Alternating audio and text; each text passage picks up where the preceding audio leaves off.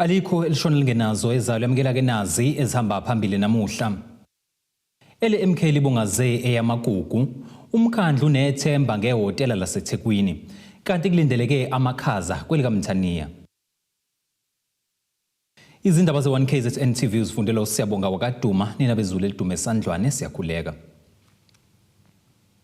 Inkinga yamanzi nokugqoza kwengqalasizinda akusalanga ngaphandle ngekathi iqembu iMK Party lihambele endaweni yaseMfekaya eMtubatuba ubungaza inyanga yamagugu.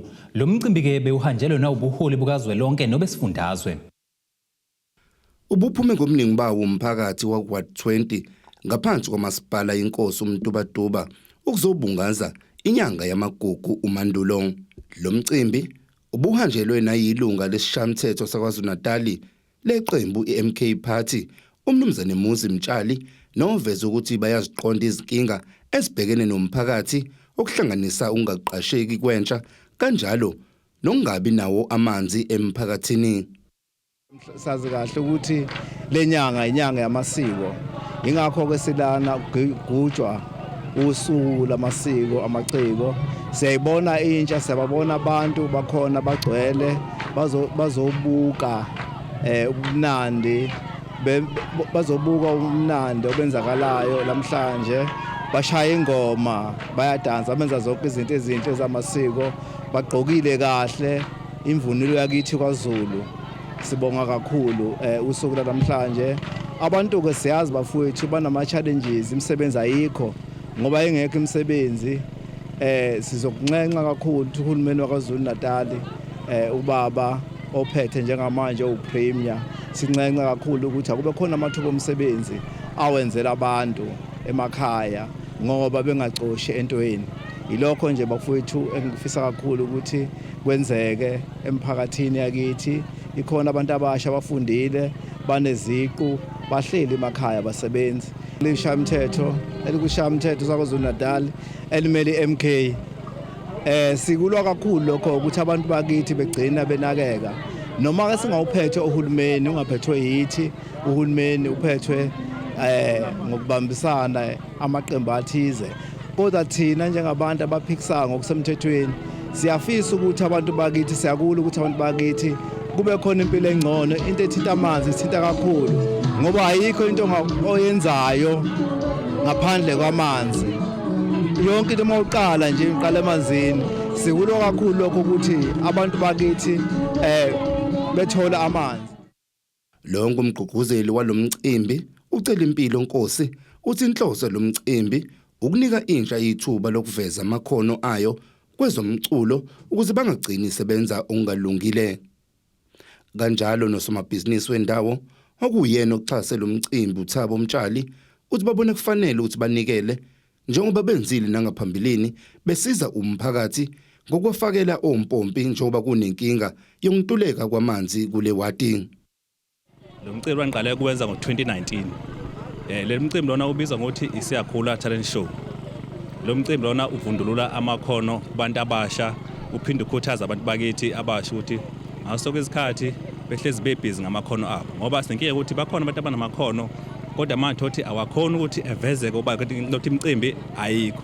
So ngathi ithuba njengaleli ukuthi ngivule inhlangano ebizwa kuthiwa isiyakhula talent show ezokhuthaza wonke amaciko akhona la endaweni ukuthi eveze amakhono abo.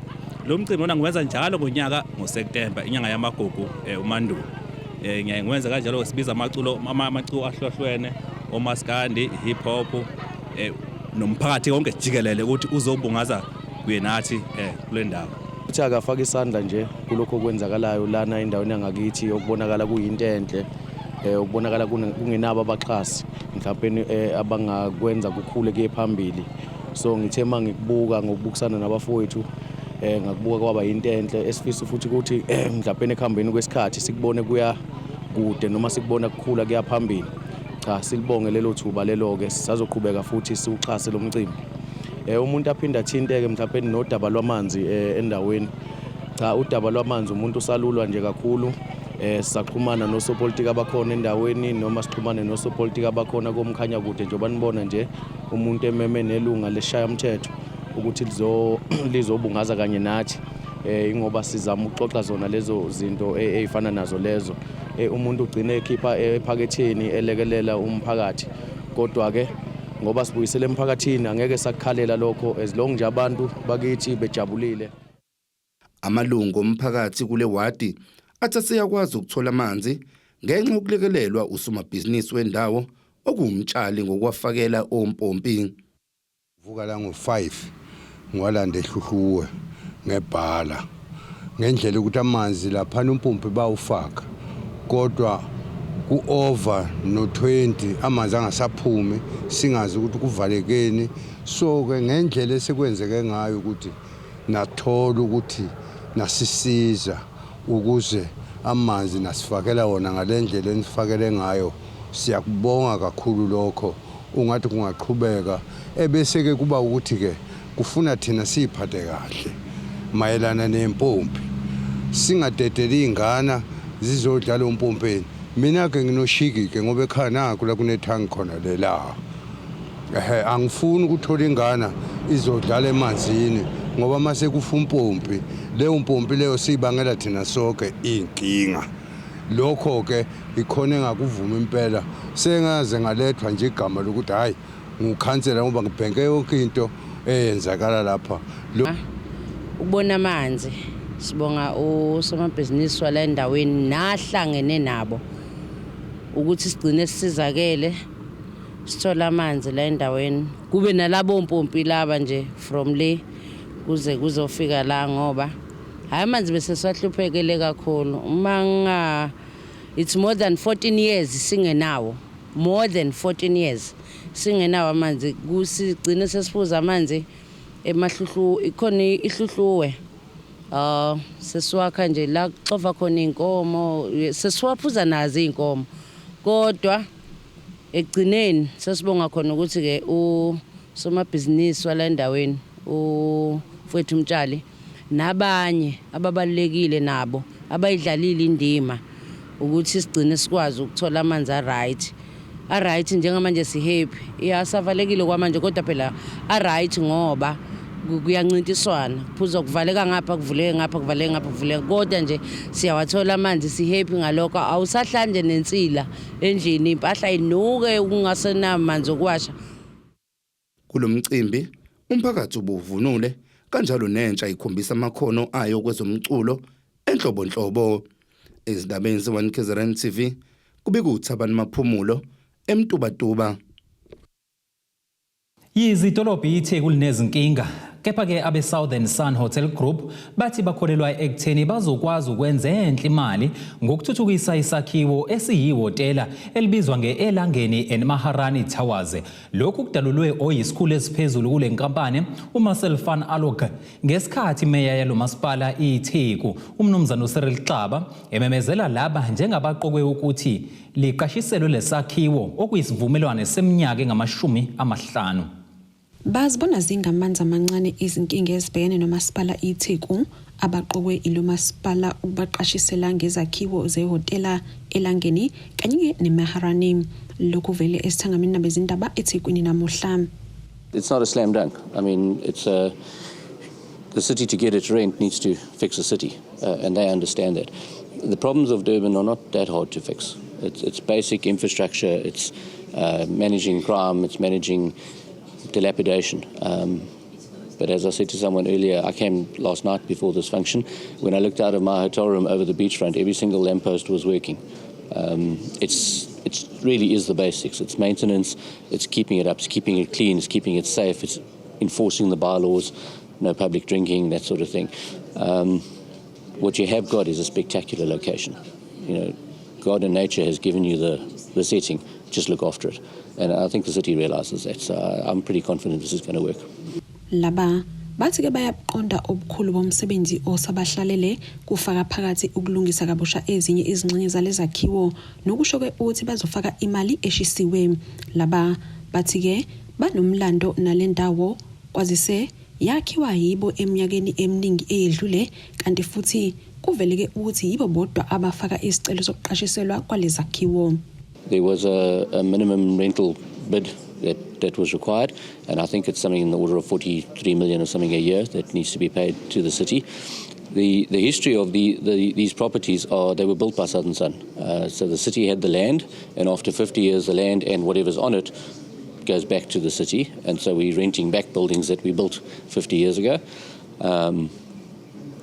which is how the original agreement worked. We do put back in our FF&E, as we call it, and we reinvest in renovation. And then there's a reset mechanism with the city every 5 years to make sure that the rental stays market related, up or down.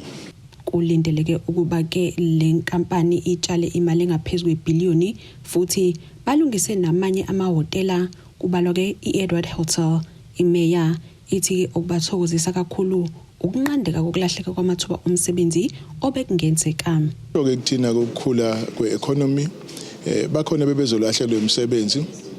Kusho labo bebezolahlekelwa umsebenzi bazoqhubeka nomsebenzi yabo manje nalabo during the process refurbishment abanye bazocosha eminye imisebenzi and lokho kusho ukukhula nje komnotho walapha eThekwini nokuthi nje idolobha lonke lethu lizobukeka ngenye indlela kuzovuleka namanye amathuba lapha eBeachfront. Uma kukhona ecabanga ukuthi iTheko noma iBeachfront yethu iphelelwa amandla akaphinde acabange kabusha akabone manje ukuthi okwenzakalayo kukhulu eThekwini kuzokhuthaza nabanye abafuna ukuzotshala imali bazoyitshala lapha eThekwini. Kuzokhumbuleka ukuthi indawo ezifuze lezi zike zakhahlamezeka kakhulu ngesikhathi somvalelandlini ezinye kwaphoqa ke ukuba zivalwe. Eindabeni ze1 KZN TV kubi kuntombi khona Mvubu ngeseThekwini. Ake siye ngasezitolo uhlangabeze masibuya.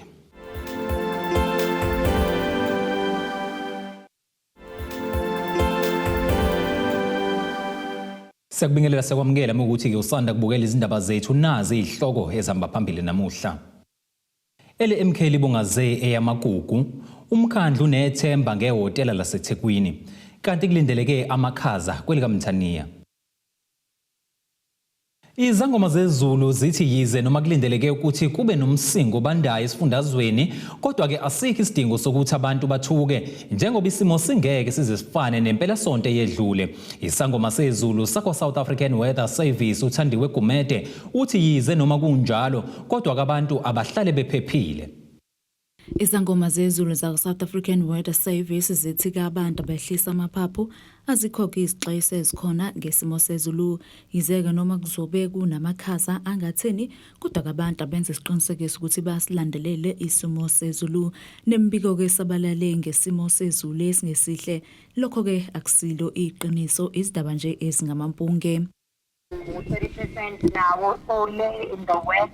Then go ngesonto about 60%, but now ungenayo warning. 60% on ngesonto kuphela over the eastern part, and then only on Monday la esilindele khona ukuthi kubande kodwa amathuba ukuthi kukhithike hayi inhlobo mama awasekho kahle hle kunalokho ekseni bekuvela ukuthi kuzokhithika eintabeni zokhahlamba kuphela futhi nakhona nezisesouth lapha ngakho khona le intabe ezidlule so ibhoda lekho lisifika kanene lesikulezo liziphakeme kakhulu kodwa nje eintabeni kuphela ongeke kuzodale muntu ingakho ingekho woningi ayikho nje woningi khona. Owesilisa wasendindini esikhawini ohlala nezingane zakhe ezinhlanu endlini omkhukhu uthi ulalo benyoni njengoba ke belala ngokumpintshana kulendlu engawa noma kunini ngezimvula zasehlobo. Usifiso Mlungwane uthi akasebenzi kodwa ke uvame ukuzibambela amatoho ukuze azokwazi ukuxosha ikati eziko. Echazela iziko ke lezindaba ze1 KZN TV ngesimo sakhe uMlungwane uthi akanawo amandla ukuthi azakhele. Ucela ke noma ngabe ngubani ongelula isandla ukuba ke abakhele indle nesidima sokufika ikhanda. Kulendlu ukwazi ukubona phakathi ube ungaphandla lomndeni upitshana khona phakathi sekunesikhathi ucela uxhaso kodwa ke manje isimo singaphezulu kwamandla. Usifiso Mlungwana uthi kulendlu uhlala ke nabantwana bakhe abahlanu uthi isimo sibanzima kakhulu uma kuhlaseleka izimvula. Ngihlala lengane zami zamantombazana embili bafana bawu3 ngihlala kuyo le ndlela emva kwami wona amandla angekho ke yikho niyibona ngathi nje ayikho esimeni kodwa nje so vele ayikho right yona esimeni ngoba vele kunamaconsi yabonje akukho right kufika nomoya sibeka amatshe onke lonto njalo. Uthi wakwabhalisela ukuba kathola uxhaso lokwakhela indlu uhulumeni kodwa ke kwangaphumelela. Ngokosizo khona kuke kwenzeka isikhathi kufakwe izindlela ezomxhaso ngabhalisa ekuqaleni so ngangakwazi ukuthi ngiyithole indlu ukuthi kwenzakalani kangazi kodwa khona sake sabhalisa ecollege so sangakwazi izindlu bayithola ngangayithola kodwa ngathi masizo kwathi izindlu aziphumele kwezinye indawo ukuthi indlelane nama ngazi. Oyilunga lomphakathi uchaza ngesimo lomndeni obhekene naso nokulapha ucelele khona nanoma ubani ongaba ke umsamaria olungileyo ukuba ke eluleka isandla uthi nabo bazozama ukutholela kusizo lomndeni ukuze kwakhelwe indlu enesizotha. Umfethu umlungwane sekuyisikhathi eside ehleli kulesimo so yikho ukuthi bengazi ukuthi uyasizakala usizo lakhe libeliphelele emoyeni. Kodwa sisukumile as amalungu omphakathi sazama ukuhamba sinqonqoza sicela usizo kwakhona ke abasithembisayo ukuthi simkhiphe la ngoba siyabona izimo zemvula ziyangokuya ziyaqina isimo ahlala kusona akusona isimo ngahlala kusumuntu akuyona nje indawo engahlala umuntu okangampela akakudeserve nje lento ahlala kuyona. Ezindabeni ze1 KZN TV kubi uNkosenhle Mthembu esikhaleni. Ake siphinde futhi siphuza amanzi sihlangabeze masibuye.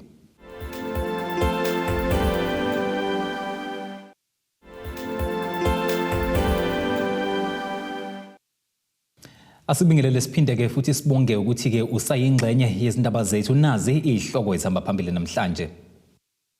LMK libungaze eyamagugu umkhandlu nethemba ngehotela laseThekwini kanti kulindeleke amakhaza kwelikaMthaniya. Kuleli qophelo ke singene sijule engosini yezomnotho.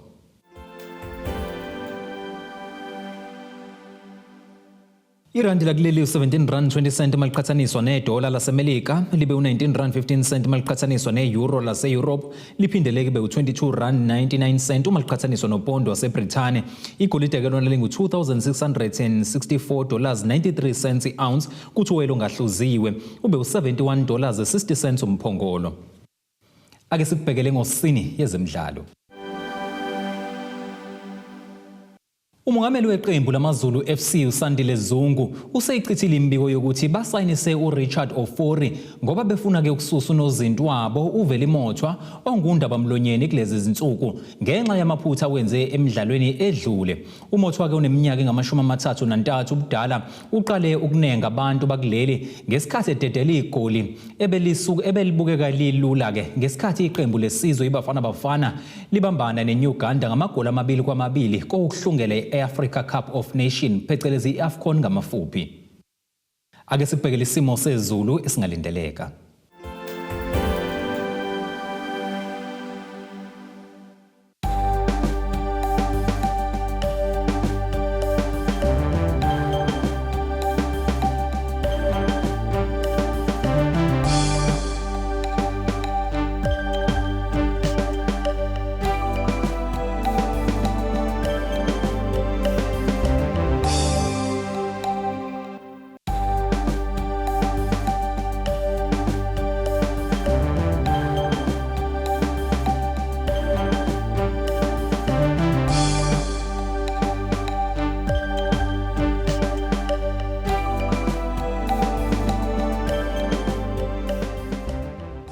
Ngiyaziguqisa bese kuphathele zona namhlanje sihlangabeze futhi ngomsombuluko kanye nethimba nisale kahle.